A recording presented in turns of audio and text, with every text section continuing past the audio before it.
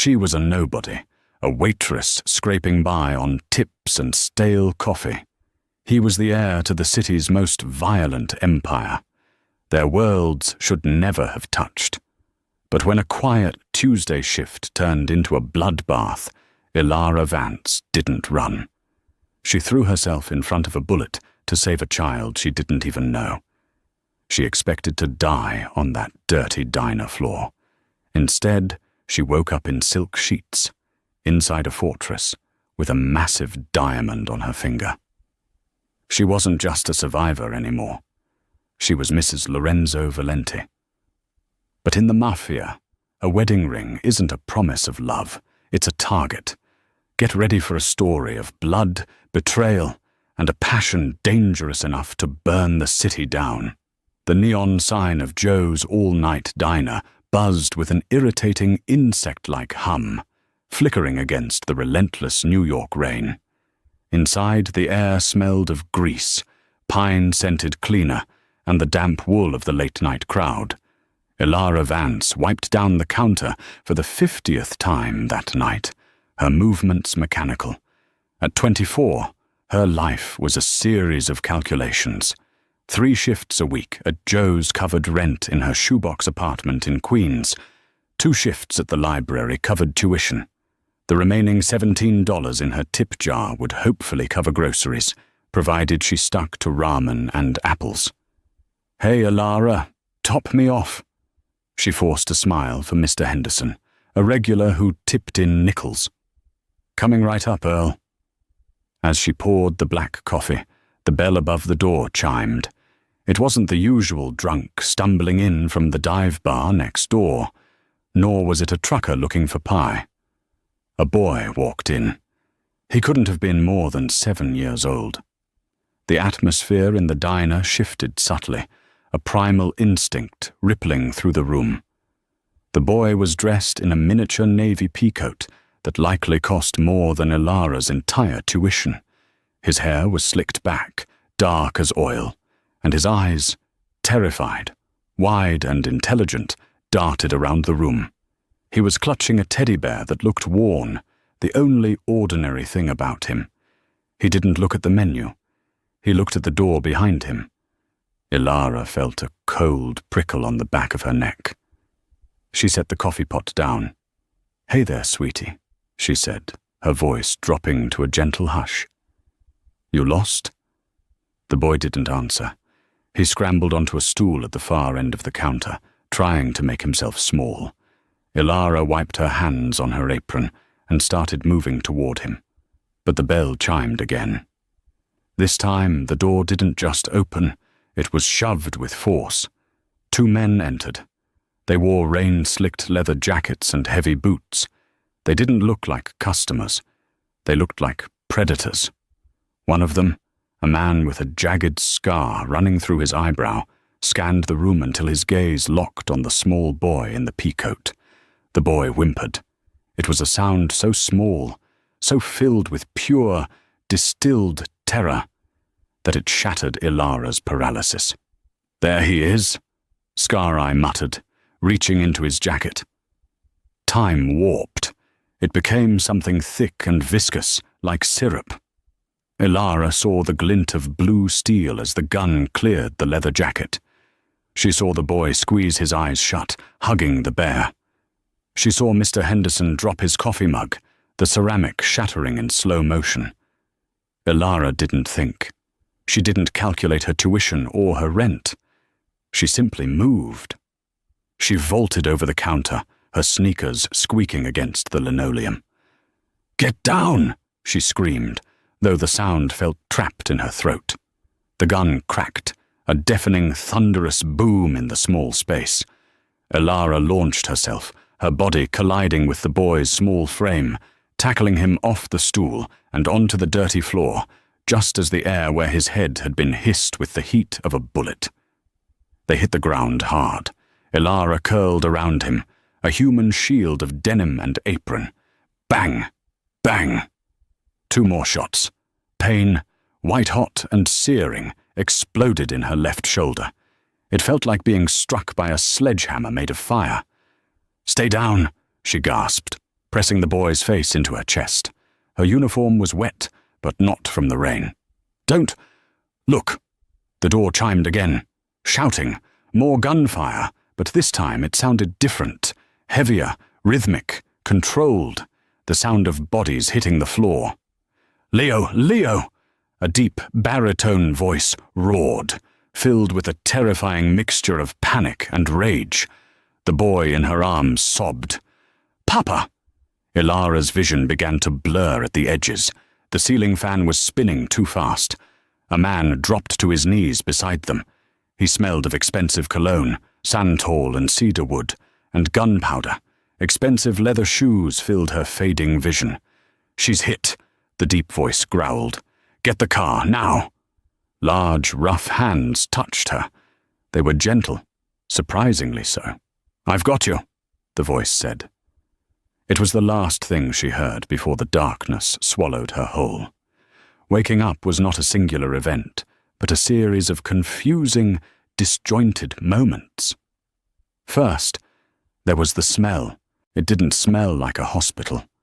Hospitals smelled of antiseptic and sickness. This room smelled of fresh lilies and sterile, conditioned air. Then, the feeling. Sheets that felt like water against her skin, Egyptian cotton, high thread count. Not the scratchy polyester of the county hospital. Ilara blinked her eyes open. The light was dim, filtering through heavy velvet curtains. She tried to sit up, but a sharp tug in her shoulder made her gasp. She looked down. Her left arm was immobilized in a sleek, black sling. An IV line ran into her right hand, but the machinery it was attached to was silent and modern, lacking the rhythmic beeping of standard medical gear. She looked around. This wasn't a room. It was a suite. Mahogany wainscoting, a fireplace with a low, crackling fire, and a ceiling painted with a fresco that looked vaguely Renaissance. "Where?" Her voice was a dry croak. She shifted her hand to push herself up, and something heavy clinked against the glass of water on the bedside table. Ilara froze. She lifted her right hand. There, resting on her ring finger, was a diamond. It was an emerald cut, massive and flawless, flanked by two smaller baguettes set in platinum. It was heavy. It was beautiful. It looked like it cost more than the entire block she grew up on. "I see you're awake." The voice came from the shadows near the fireplace. A man stepped forward. He was tall, imposing, wearing a charcoal three-piece suit that fit him with the precision of armor. He had dark hair, slightly graying at the temples, and eyes the color of cold espresso. He was undeniably handsome, but in the way a tiger is beautiful, terrifyingly so. It was the man from the diner. The voice. "Who are you?" Ilara rasped, clutching the sheet to her chest. "Where am I?" "I am Lorenzo Valenti," he said, his voice smooth, carrying a faint, unplaceable accent. "And you are in my home, in the Hamptons. You have been unconscious for 3 days." Valenti. The name hit her like a physical blow. Even a waitress who kept her head down knew that name. The Valenti family ran the shipping docks, the construction unions, and half the politicians in New York. They were the Mafia. Panic spiked in her chest. "I need to leave. I have work. My rent—" "Your rent has been paid for the next 5 years," Lorenzo said, stepping closer. He didn't smile. "Your tuition at NYU has been paid in full. Your landlord has been informed you are on an extended sabbatical." Ilara stared at him, her heart hammering against her ribs. "Why?" Lorenzo stopped at the foot of the bed. His expression softened, just a fraction. "Because you saved my son, Leonardo. You took a bullet meant for his heart." The memory rushed back. The boy, the gun, the burning pain. "Is he okay?" she asked softly. "He is physically unharmed thanks to you. He is shaken." but alive. Lorenzo gripped the footboard of the bed, his knuckles turning white. I owe you a debt I cannot repay with money, Miss Vance. However, there is a complication. Ilara looked down at her hand again. The ring glittered under the chandelier light, mocking her. What is this? She whispered, holding up her hand. Why am I wearing this? Lorenzo sighed, a sound of heavy weariness. He walked to the side of the bed and poured her a glass of water from a crystal carafe. The men who attacked you, they are from the Cipriani family. Rivals. They broke the oldest rule. Never touch the children. He handed her the glass. When my men extracted you from the diner, the paparazzi and onlookers were already there. A photo was taken. Of me carrying you. Of you bleeding. Ilara took the glass with a trembling hand. So the media began to ask who the woman was that the Don of the Valenti family carried out with his own hands. If they know you are just a waitress, a civilian, the Ciprianis will finish the job they started. They will torture you to get to me, or kill you just to send a message that no one is safe around me. He paused, his dark eyes locking onto hers. To protect you, I had to make you untouchable. In my world, there is only one class of people the rival families hesitate to touch without starting an all-out war. Family. Ilara felt the blood drain from her face. You don't mean... I released a statement this morning, Lorenzo said, his voice devoid of emotion. The press believes we have been seeing each other in secret for 6 months. They believe we eloped 3 days ago, just before the attack. He pointed to a folded newspaper on the nightstand. The headline screamed, Valenti boss weds mystery heroine in secret ceremony. I forged the marriage certificate, Lorenzo said calmly. Legally, on paper, and in the eyes of every killer in New York. You are my wife. Ilara dropped the glass. It didn't break on the thick Persian rug, but water soaked into the expensive wool. You married me without my consent, she shouted, ignoring the pain in her shoulder. You can't do that. This is insanity. I'm going to the police. Lorenzo laughed, a dry, humorless sound. The police commissioner was a guest at my estate last weekend, Ilara. The police cannot help you. And if you leave this house, the Ciprianis will put a bullet in your head before you reach the subway station. He leaned in, placing a hand on the mattress near her hip. The intrusion into her space was electric and terrifying. I know this is not the life you chose, but it is the life you have now. You stay here. You play the role of the loving stepmother to my son, who, by the way, has been asking for you every hour, and you live in luxury. You are safe. You are a Valenti. And if I refuse? Ilara challenged, though her voice shook. Lorenzo straightened up, buttoning his suit jacket. Then you walk out that door, and you are dead by sunset. The choice is yours, Mrs. Valenti. He turned to leave. At the door, he paused. Dinner is at 7. Dress formally. We have guests coming to pay their respects to the newlyweds. The heavy oak door clicked shut, leaving Ilara alone with the silence, the pain in her shoulder, and the diamond that felt heavier than a shackle. She wasn't just a waitress anymore. She was a prisoner in a golden cage, married to the devil himself. For an hour after Lorenzo left, Ilara sat frozen, staring at the Persian rug where the water stain was slowly drying. The reality of her situation settled over her like a lead blanket. She was trapped. The NYPD, the tuition payments, the fake marriage certificate. Lorenzo Valenti had woven a web so tight she couldn't even see the gaps, let alone squeeze through them. She finally moved when a soft knock sounded on the door. It opened to reveal an older woman with severe grey hair, pulled back in a tight bun, dressed in a stark black housekeeper's uniform. Mrs. Valenti, the woman said, the title making Elara flinch. "I am Eleanor. Mr. Valenti has instructed me to help you prepare for dinner. The doctor is also here to check your dressing." "I can dress myself," Elara said, her voice stronger than she felt. "With one arm in a sling?" "I doubt it," Elena said, not unkindly, but with a firmness that brokered no argument. The doctor first. The checkup was quick and professional. The doctor, a nervous man named Dr. Albright, who smelled faintly of scotch, changed the dressing on her shoulder.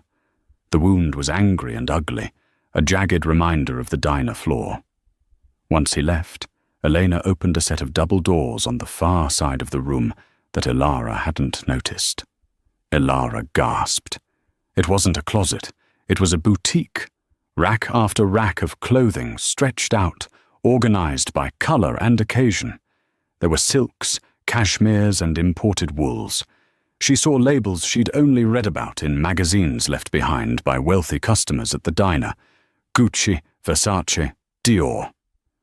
"Mr. Valenti had a personal shopper-curator wardrobe based on your sizes," Elena explained dryly. "He wasn't sure of your taste, so he bought everything." "This is ridiculous," Elara muttered, touching the sleeve of a sapphire blue silk blouse. It felt like spun water. "I can't wear any of this. It's not me." "It is now," Elena said. "Tonight is about appearance. You need to look like the wife of the Don, not a victim." Elena pulled out an emerald green evening gown. It was sleek, structured, with a high slit up the leg and a neckline that would accommodate her sling. It looked like armor disguised as fashion. Getting dressed was a humiliating exercise in surrender. Elena helped her navigate the silk around her injured arm, stepping back to appraise her work. The woman in the floor-to-ceiling mirror was unrecognizable to Elara. The gown skimmed her curves, the rich color making her pale skin look porcelain, and her red hair look spun from fire. The sling, now covered in matching black silk, looked almost avant-garde. And on her finger, the massive Valenti diamond glittered coldly. She looked expensive. She looked powerful. She looked terrifyingly out of place. "He's waiting in the library," Elena said. "But first, someone wants to see you." Elena stepped into the hallway and motioned with her head. A moment later, a small figure shuffled into the room. It was Leo. He looked different without the oversized peacoat, dressed now in soft trousers and a knit sweater. He still clutched the worn teddy bear. His large, dark eyes, Lorenzo's eyes, locked onto Elara. He stopped 10 feet away, uncertain. Elara forgot the silk, the diamond, and the fear. She slowly knelt down, wincing as her shoulder protested the movement, bringing herself to his eye level. "Hey, tough guy," she whispered. Leo didn't speak. He just stared, his lower lip trembling. He was looking at her sling. "It's okay," she said softly. "It's just a scratch. Doctors fix me right up." "Papa said—" Leo's voice was tiny, raspy from crying. "Papa said the bad men hurt you because I was too slow." Elara's heart broke. She reached out with her good hand. "No, sweetie. No, you were so brave. You were the bravest boy in the whole city." The floodgates opened. Leo dropped the bear and ran to her, slamming into her good side, burying his face in her neck. He smelled of milk and tear-free shampoo. He was shaking violently. "I was scared," he sobbed into her expensive dress. "It was so loud." Elara wrapped her good arm tightly around him, resting her cheek on his dark hair. The artificial world of the Valentis faded away. This was real. This traumatized little boy was real. "I know," she soothed, rocking him slightly. "I was scared too, but we're okay. You're safe now." She looked up and saw Lorenzo standing in the doorway. He had changed into a tuxedo, looking devastatingly sharp, He was watching them, his expression unreadable, a muscle ticking in his jaw as he looked at his son clinging to the strange woman who had saved his life. For a moment, the ruthless Mafia Don looked almost helpless. Leo sniffled and pulled back, wiping his nose on his sleeve. He looked at Elara with total, unwavering trust. "Are you staying?" Elara felt Lorenzo's gaze burning into her. She thought of the contract, the threat, the golden cage. Then she looked at Leo's tear-stained face. "Yeah, Leo," she whispered, brushing hair out of his eyes. "I'm staying for a while." The library was vast, smelling of old leather and expensive scotch. Lorenzo poured 2 fingers of amber liquid into a crystal glass and handed it to Elara. "Drink. It will help with the nerves and the pain." Elara took it with her good hand. The diamond clinked against the glass. She took a sip. It burned, pleasantly going down, settling the tremors in her stomach. Lorenzo scanned her from head to toe. His eyes gave nothing away, no approval or lust, just a cold assessment of an asset. "The dress works. You look the part." "Which part is that?" she asked, feeling the alcohol embolden her slightly. "The loving wife, or the human shield?" Lorenzo stepped closer, invading her personal space. The scent of his cedarwood cologne was intoxicating, overwhelming. He reached out and adjusted the strap of her sling, his knuckles brushing the bare skin of her collarbone. The touch sent a jolt through her that had nothing to do with fear. "Tonight, they are the same thing," he murmured, his voice low and rough. "Listen to me closely, Elara. The men downstairs are my captains. They are loyal, but they are wolves. They smell weakness. If they sense that our marriage is a sham, they will see it as vulnerability. And in my world, vulnerability gets you killed." He gripped her chin gently, tilting her face up to his. His eyes were dark pits, endless and terrifying. "You must convince them that you love me. More importantly, you must convince them that I love you, that an attack on you is a personal attack on my heart. Do you understand?" Elara's breath hitched. His touch was firm, possessing. "I understand." "Good. Stay by my side. Speak only when spoken to. If you feel overwhelmed, squeeze my arm. Do not show fear." He released her chin. "Shall we, my dear?" He offered his arm, the side away from her injury. She took it. His bicep felt like granite beneath the expensive wool of his tuxedo. They descended the grand staircase. The foyer below was filled with the low hum of male voices. As they reached the bottom step, the conversation died instantly. 12 men stood in the marble foyer. They were all dressed in expensive suits, ranging in age from 40 to 70. Some looked like respectable bankers, others looked exactly like what they were, killers in costume. "Gentlemen," Lorenzo's voice boomed, resonant and authoritative, "I present my wife, Elara Valenti." There was a beat of silence, thick with judgment. Then, as one, the men bowed their heads slightly in respect. "Don Valenti." "Donna Elara," an older man with silver hair at the front said smoothly. "Congratulations.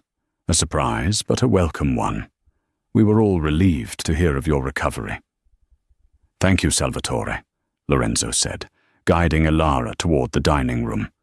The table stretched the length of the room, set with gold-rimmed china and enough silverware to confuse royalty. Dinner was an ordeal. The food was exquisite. Truffle risotto, filet mignon, but Elara could barely taste it. She felt 12 pairs of eyes dissecting her every move. Lorenzo sat at the head, with Elara at his right hand. His presence was dominating. He commanded the room without raising his voice. Throughout the meal, Lorenzo played his part perfectly. He would rest his hand casually on the back of her chair, or brush a stray hair from her cheek while speaking to his underbosses about shipping lanes and union disputes. His touch was possessive, staking a claim for all to see. Ilara tried her best to reciprocate. She smiled weakly when he made a dry joke. She leaned slightly into his touch. It felt like a high-wire act without a net. The tension ratcheted up during the espresso course. A man sitting halfway down the table leaned forward. He was younger than the others, maybe 35, with slicked-back hair and eyes that looked too wet, like a reptile's. His name was Marco, and Ilara had caught him staring at her chest multiple times. "So, Mrs. Valenti," Marco started, his voice oily. Quite a Cinderella story. From slinging hash at an all-night diner to sitting at the Don's table in the Hamptons in 1 week. Must be quite the adjustment. The table went dead silent. It was a direct insult, thinly veiled as small talk. Ilara froze, her coffee cup halfway to her lips. Lorenzo didn't move, but the temperature in the room seemed to drop 10 degrees. "Ilara is a woman of remarkable resilience, Marco," Lorenzo said softly. Too softly. Something the Cipriani hitmen discovered when she put herself between their bullets and my son. Marco chuckled nervously. "Of course, boss. Very brave. It just seems sudden. A love match, so quickly." He looked at Ilara, a nasty smirk playing on his lips. "Tell us, Ilara, what was it that attracted you to Lorenzo? His charming personality or his bank account?" It was a test. Marco was pushing, seeing if the waitress would crack, seeing if Lorenzo would let him get away with disrespecting her. Ilara's blood ran cold, then hot. She thought of Leo sobbing in her arms upstairs. She thought of the scar on her shoulder. She set her cup down with a sharp click that echoed in the silence. She looked Marco dead in the eye. "What attracted me, Marco, was seeing a man who would burn the world down to protect his child, a quality I find lacking in most men these days." She paused, letting her gaze drift over the other men at the table before landing back on Marco. "As for the bank account, I haven't had to use it yet. My husband takes very good care of me."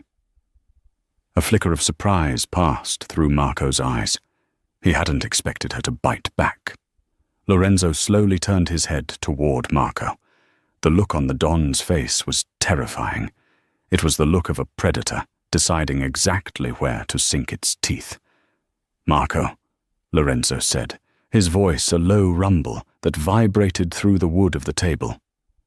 "You seem confused about the nature of this evening.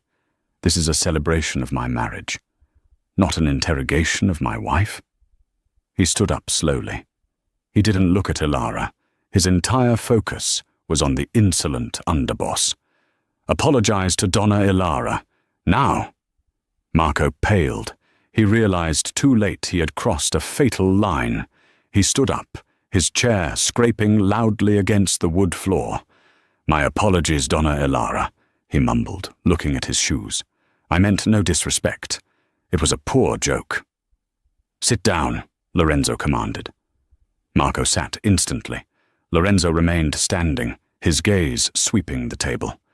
"Let there be no confusion," he stated, his voice icy crystal. "This woman carries my name.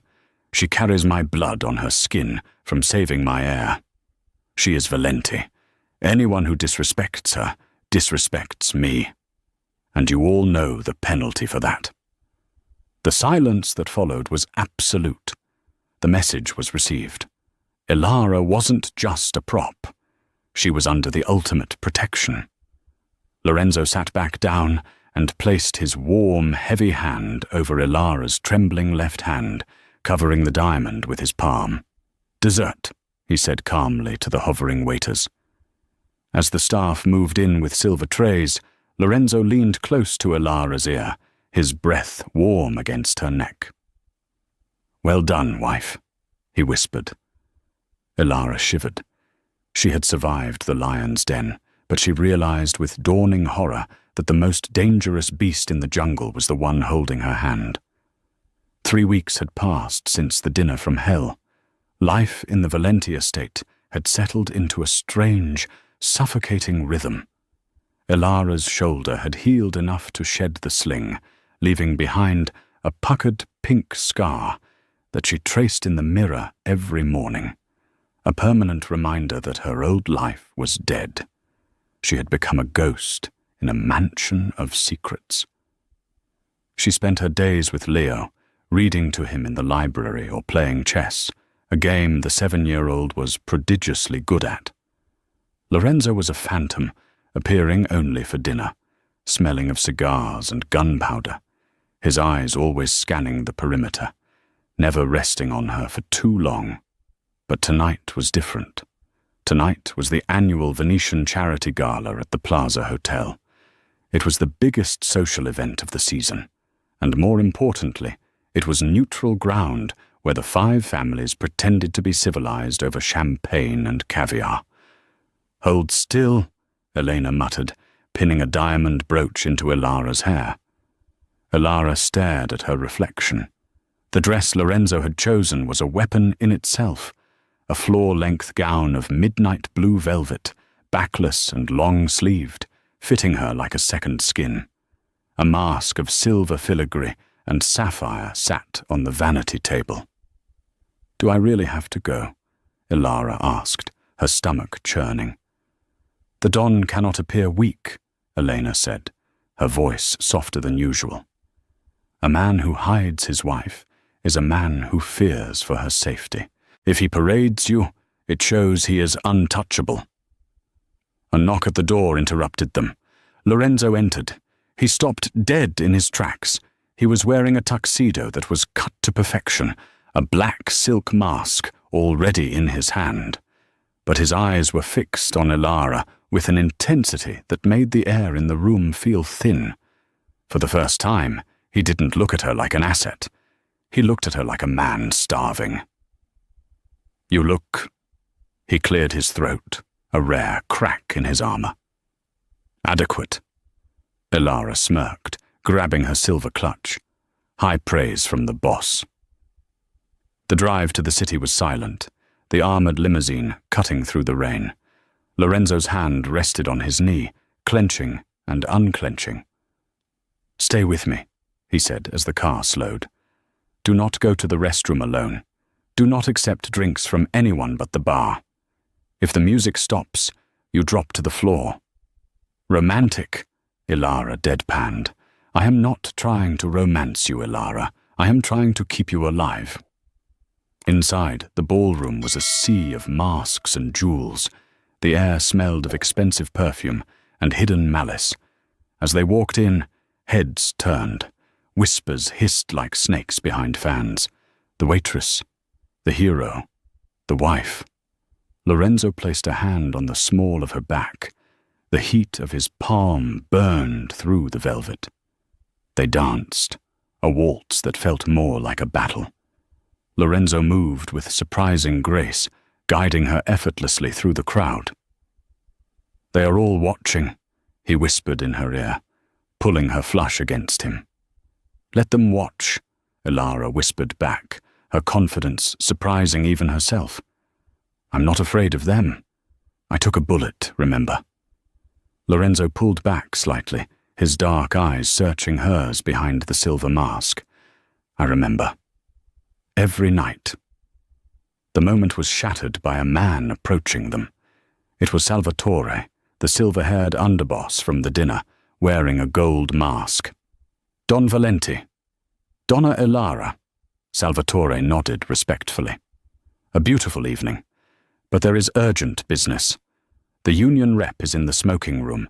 He is asking for more." Lorenzo's jaw tightened. He looked at Ilara. "I will be 10 minutes. Stand by the bar. Do not move." "I'm not a child, Lorenzo. Go." He hesitated, then squeezed her hand and vanished into the crowd with Salvatore. Ilara stood by the marble bar, sipping sparkling water. She scanned the room, her paranoia heightened by Lorenzo's warnings. She saw a waiter move too quickly, a couple arguing too quietly. Then she saw him. A waiter was cutting through the crowd, carrying a tray of champagne. But he wasn't looking at the guests. He was looking at the smoking room door where Lorenzo had just exited. His hand was reaching under his serving towel. It was a movement Ilara recognized. She had seen it in a diner 3 weeks ago. The gun. Adrenaline, cold and sharp, flooded her veins. She didn't think. She didn't scream. She scanned the room for Lorenzo. He was standing by a pillar, deep in conversation with Salvatore. The waiter was coming up behind him, the gun now visible, a silenced pistol. Ilara moved. She threw her heavy crystal glass at a passing server, shattering a tower of champagne flutes with a deafening crash. Crash! The music stopped. The room froze. Lorenzo spun around at the noise, his hand instinctively going to his hip. The distraction worked. The assassin, startled by the crash, hesitated for a split second.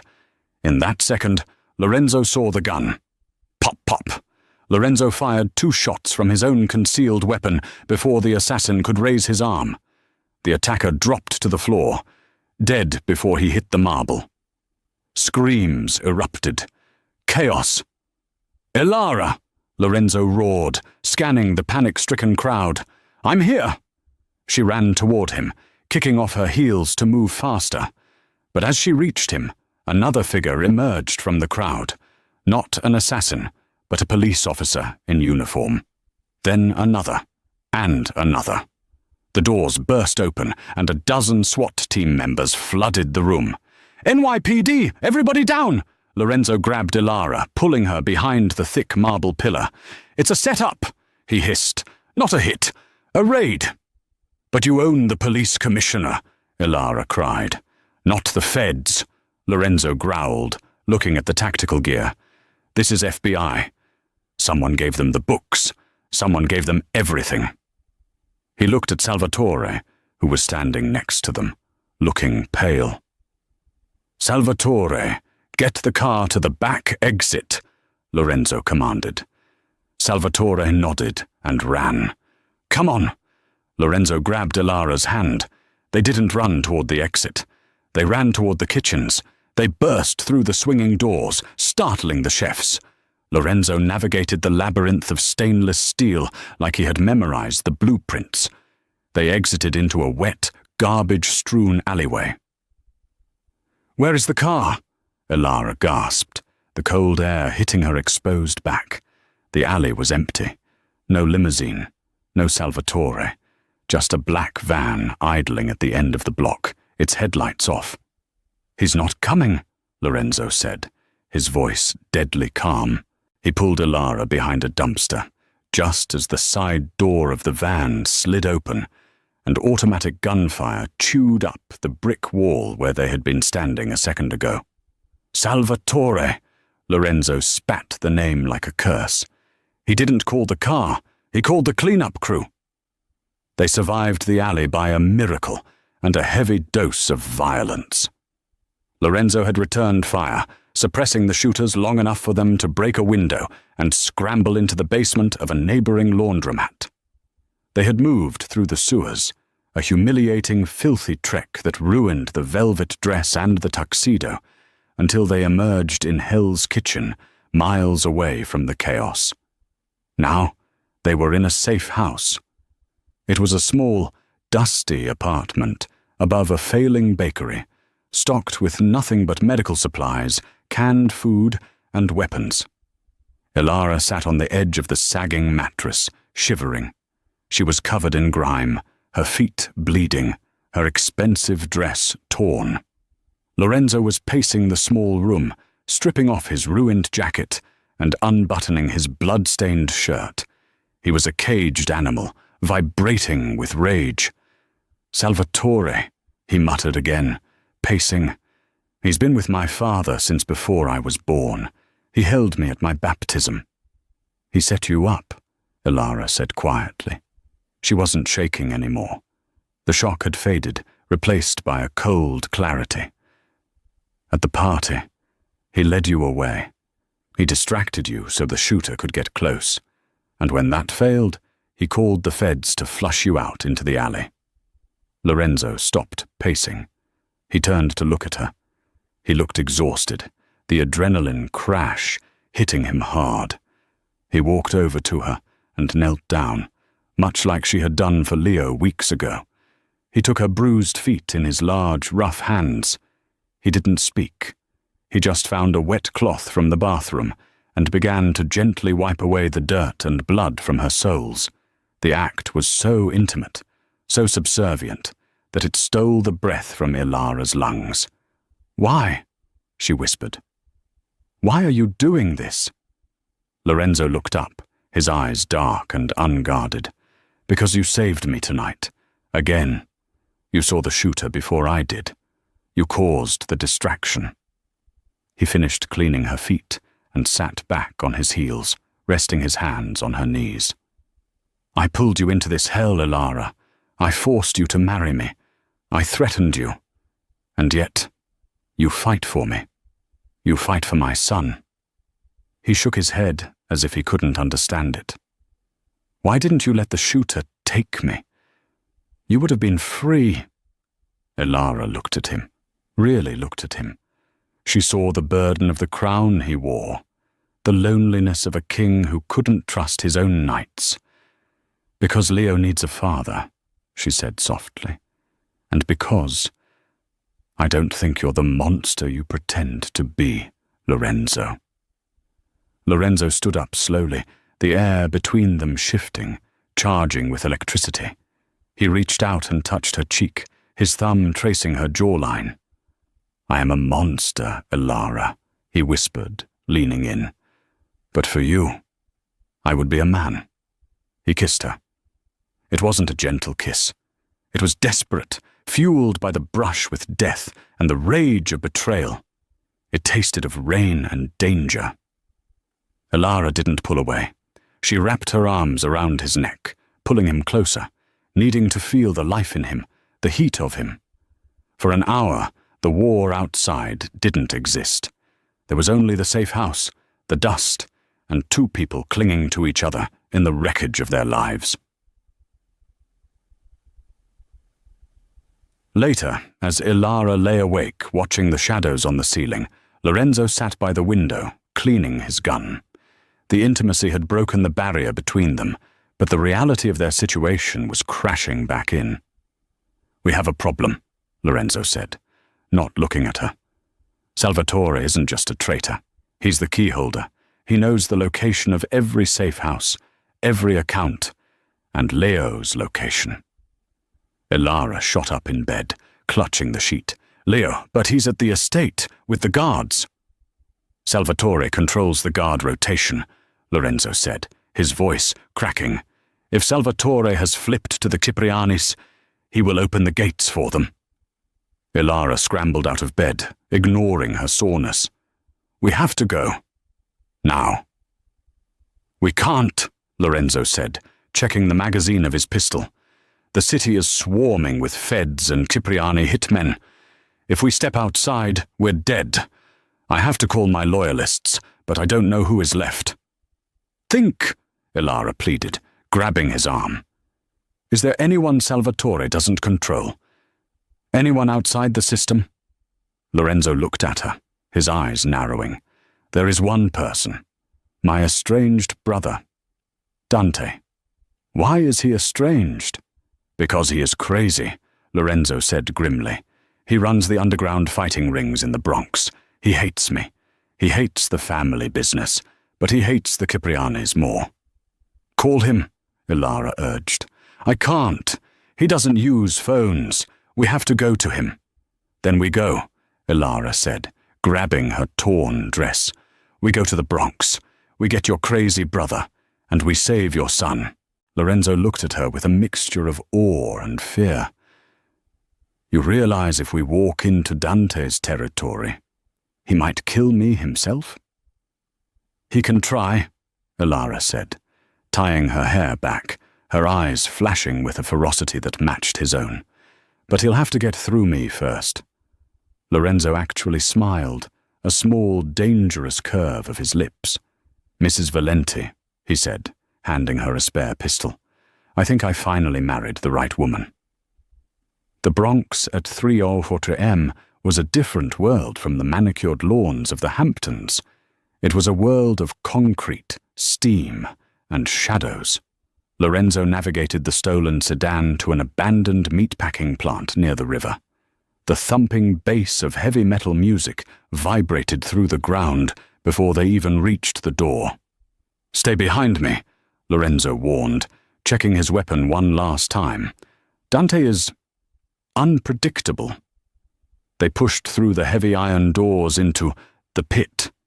It was an underground fighting ring, filled with smoke, the smell of sweat, and the roar of 100 men betting on two giants pummeling each other in a chain-link cage.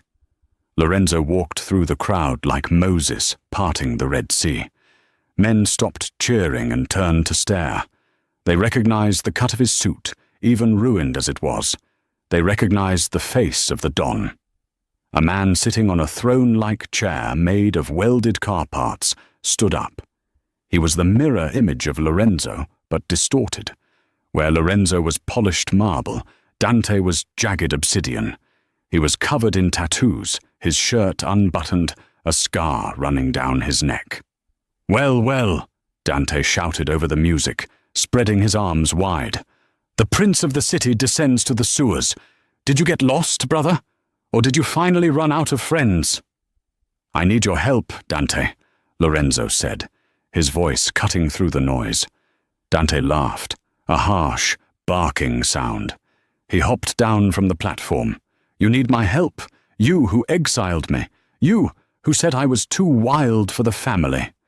He circled Lorenzo, ignoring Ilara. "Give me one reason why I shouldn't let the Ciprianis peel your skin off." "Because they have Leo." Ilara stepped forward. Her voice wasn't loud, but it was steady. Dante stopped circling. He looked at Ilara, really seeing her for the first time.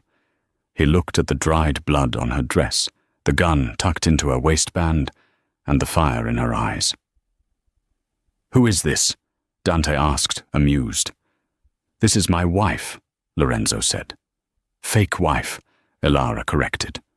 "But the boy is real. Salvatore betrayed us. He let the Ciprianis into the estate. They have your nephew Dante, a 7-year-old boy who has never done anything to anyone." Dante's amusement vanished. The chaotic energy in his eyes hardened into cold fury. In the Valenti bloodline, hatred for each other was strong, but the rule of blood was absolute. "Salvatore!" Dante spat on the concrete. "I always knew that snake had no spine." He turned to the crowd of fighters, men with broken noses, cauliflower ears, and nothing to lose. "Boys!" Dante roared. "The fight is over. Pack your gear. We're going to the Hamptons. We're going hunting." The siege of Valenti Manor. The sun was just beginning to bleed grey light over the horizon when the convoy of battered trucks and motorcycles roared up the long driveway of the Valenti estate. The Cipriani guards at the gate didn't stand a chance. Dante's crew didn't use tactics. They used brute force. They rammed the gates with a reinforced truck, pouring out with baseball bats, chains, and shotguns. Lorenzo and Ilara didn't wait for the skirmish. While Dante's men drew the fire of the perimeter guards, Lorenzo led Ilara through the servants' entrance he had used as a child. The house was quiet, a deadly, ominous silence. The bodies of Lorenzo's loyal guards littered the hallway. Lorenzo stepped over them, his face a mask of stone. But Ilara could feel the tremors of rage radiating off him. "Upstairs," Lorenzo whispered. "The nursery." They moved tactically, clearing corners.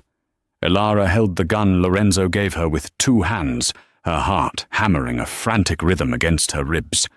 "Please let him be alive. Please." They reached the heavy oak doors of the nursery. Lorenzo didn't knock. He kicked the door open, his gun raised. "Drop it, Lorenzo!" The shout came from the far corner. Salvatore stood there, sweating, his eyes wild. He had one arm wrapped around Leo's neck, a pistol pressed to the boy's temple. Leo was sobbing silently, clutching his teddy bear, his feet dangling off the ground. Salvatore. Lorenzo lowered his gun slowly, holding up his other hand. Let the boy go. This is between us.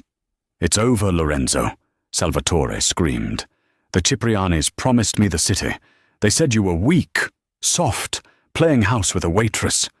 You're right, Lorenzo said, stepping forward inch by inch. I was distracted, but I'm here now. Look at me, Salvatore. Look at your Don. Stay back.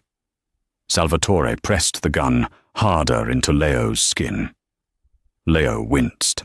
Elara was standing in the doorway, partially hidden by the frame. Salvatore was focused entirely on Lorenzo. He didn't see her. She looked at Leo. The boy's eyes found hers. He looked terrified, but when he saw her, a flicker of recognition passed through his panic. Elara remembered the game they played, statues. She locked eyes with Leo and slowly put a finger to her lips. Then she mouthed the word, drop. It was a gamble, a terrible, reckless gamble. But Leo was smart, and he trusted her. Now, Leo, she screamed. Leo went dead weight. He slumped down, pulling his small body downward. Salvatore, surprised by the sudden shift in weight, stumbled slightly, his aim wavering as he tried to pull the boy back up. That split second was all Elara needed. She didn't try to shoot Salvatore in the head. She wasn't a sniper. She aimed for the largest target she could see. Bang! The shot hit Salvatore in the shoulder. He screamed, dropping the gun and releasing Leo. Run, Leo! Lorenzo roared. Leo scrambled across the floor toward Elara. She scooped him up, spinning him out of the room just as Lorenzo opened fire. 3 shots. Chest, chest, head. Salvatore collapsed against the toy chest, his ambition and his betrayal bleeding out onto the hardwood floor. Silence returned to the room, heavy and ringing. Lorenzo stood over the body for a moment, his chest heaving. Then he turned. The monster vanished, replaced by the father. He fell to his knees as Elara and Leo ran to him. He wrapped his massive arms around both of them, burying his face in Leo's neck, crushing them into a singular, trembling embrace. I've got you, Lorenzo whispered, his voice breaking. I've got you both. 6 months later. The garden of the Valenti estate was in full bloom. The security was tighter now, run by Dante, who had decided that living in luxury was better than living in a sewer, provided he got to punch people occasionally. Elara sat on the stone bench, watching Leo teach a very large, very scary-looking bodyguard how to play hopscotch. She looked down at her hand. The massive emerald-cut diamond was still there, but the heavy platinum band next to it was new. Thinking of running away? Lorenzo stepped up behind her. He rested his hands on her shoulders, his touch warm and familiar. He wasn't wearing a suit today, just a white linen shirt and trousers. He looked younger, lighter. Elara leaned her head back against him, closing her eyes. I tried that once. Didn't work out. I ended up in a shootout in the Bronx. Lorenzo chuckled, pressing a kiss to the top of her head. A tragic failure on your part. He walked around the bench and sat next to her, taking her hand. He ran his thumb over the scar on her shoulder, visible beneath her sundress. The contract expires in 6 months, Lorenzo said quietly. Technically, you can take the money and go. You can have your old life back. No guards, no guns. Elara looked at him. She looked at the sharp line of his jaw, the dark eyes that used to terrify her, but now looked at her with an intensity that made her knees weak. She looked at Leo, laughing in the distance. She had saved a boy and woke up in a nightmare. But somehow, in the blood and the chaos, she had built a dream. I think I'll renegotiate the terms, Ilara said, lacing her fingers with his. Lorenzo raised an eyebrow. Oh? And what are your demands, Mrs. Valenti? Ilara smiled, pulling him in by his shirt collar. A lifetime contract, no exit clause. Lorenzo smiled, a real, genuine smile that reached his eyes. He leaned in, closing the distance between them. Deal. As they kissed, the sun dipped below the horizon, casting long shadows over the estate. The world outside was still dangerous. There would always be rivals, always be wolves at the door. But inside the walls, the lion and his queen were finally, truly home.